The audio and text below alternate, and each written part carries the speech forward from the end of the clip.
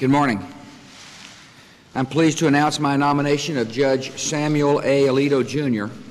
as Associate Justice of the Supreme Court of the United States. Judge Alito is one of the most accomplished and respected judges in America, and his long career in public service has given him an extraordinary breadth of experience.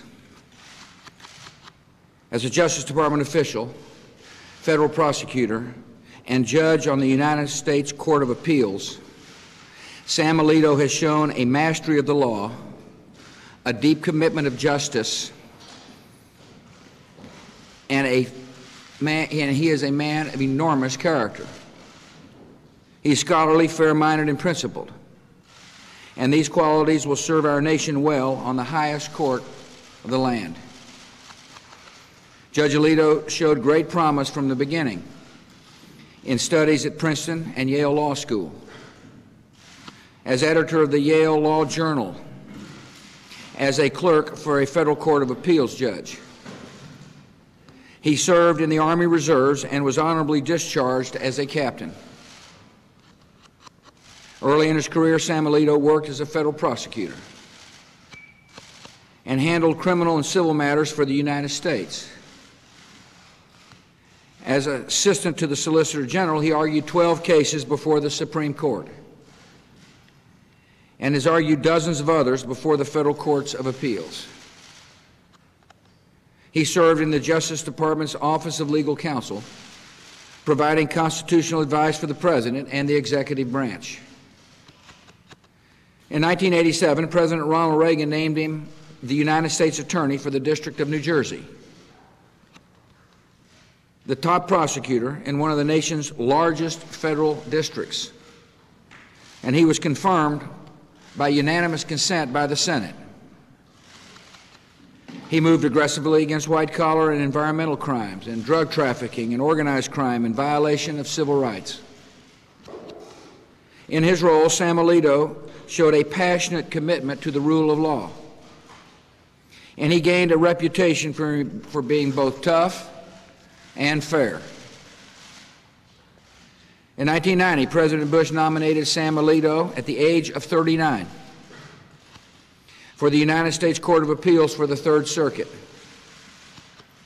Judge Alito's nomination received bipartisan support, and he was again confirmed by unanimous consent by the United States Senate. Judge Alito has served with distinction on that court for 15 years. And now has more prior judicial experience than any Supreme Court nominee in more than 70 years. Judge Alito's reputation has only grown over the span of his service. He has participated in thousands of appeals and authored hundreds of opinions. This record reveals a thoughtful judge who considers the legal merits carefully and applies the law in a principled fashion. He has a deep understanding of the proper role of judges in our society. He understands that judges are to interpret the laws, not to impose their preferences or priorities on the people. In the performance of his duties, Judge Alito has gained the respect of his colleagues and attorneys for his brilliance and decency. He's won admirers across the political spectrum. I'm confident that the United States Senate will be impressed by Judge Alito's distinguished record, his measured judicial temperament, and his tremendous personal integrity.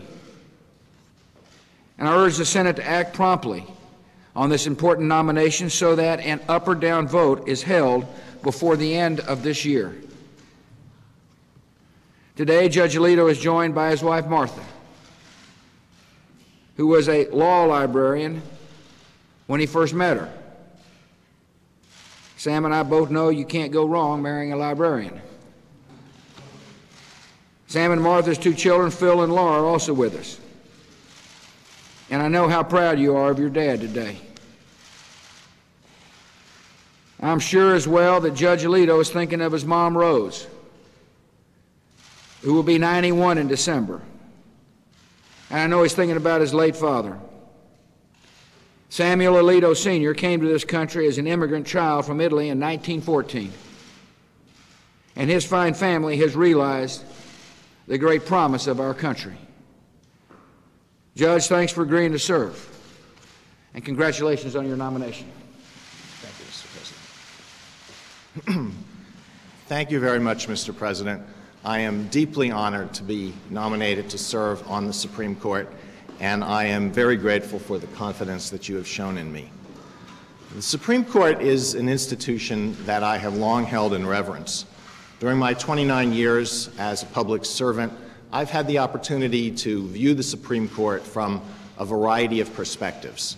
As an attorney in the Solicitor General's office, arguing and briefing cases before the Supreme Court, as a federal prosecutor, and most recently for the last 15 years as a judge of the Court of Appeals.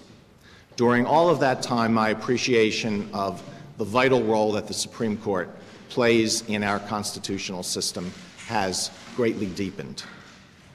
I argued my first case before the Supreme Court in 1982, and I still vividly recall that day. I remember the sense of awe that I felt when I stepped up to the lectern, and I also remember the relief that I felt when Justice O'Connor, sensing I think that I was a rookie, made sure that the first question that I was asked was a kind one.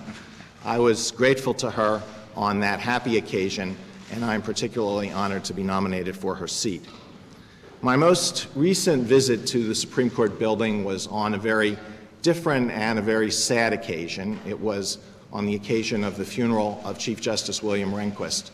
And as I approached the Supreme Court building with a group of other federal judges, I was struck by the same sense of awe that I had felt back in 1982, not because of the imposing and beautiful building in which the Supreme Court is housed, but because of what the building and, more importantly, the institutions stand for, our dedication as a free and open society to liberty and opportunity, and as it says above the entrance to the Supreme Court, equal justice under law.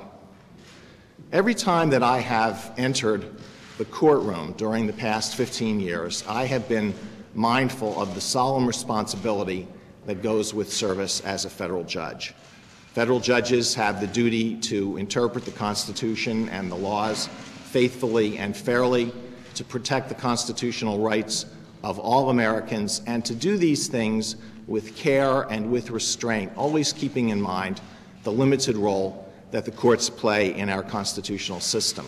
And I pledge that if confirmed, I will do everything within my power to fulfill that responsibility. I owe a great deal to many people who have taught me over the years about the law and about judging, to judges before whom I have appeared, and to colleagues who have shown me with their examples what it means to be a fair and conscientious and temperate judge. I also owe a great deal, of course, to the members of my family. I wish that my father had lived to see this day. He was an extraordinary man who came to the United States as a young child and overcame many difficulties and made many sacrifices so that my sister and I would have opportunities that he did not enjoy. As the President mentioned, my mother will be celebrating her 91st birthday next month. She was a pioneering and very dedicated public school teacher who inspired my sister and me with a love of learning. My wife, Martha, has been a constant source of love and support for the past 20 years. My children, Philip and Laura, are the pride of my life, and they have made sure that being a judge has never gone to my head. They do that very well on a pretty much daily basis. And my sister Rosemary has always been a great friend and an inspiration as a great lawyer and as a strong and independent person. I look forward to working with the Senate in the confirmation process. Mr. President, thank you once again for the confidence that you've shown in me and for honoring me with this nomination. Good job. Thank you.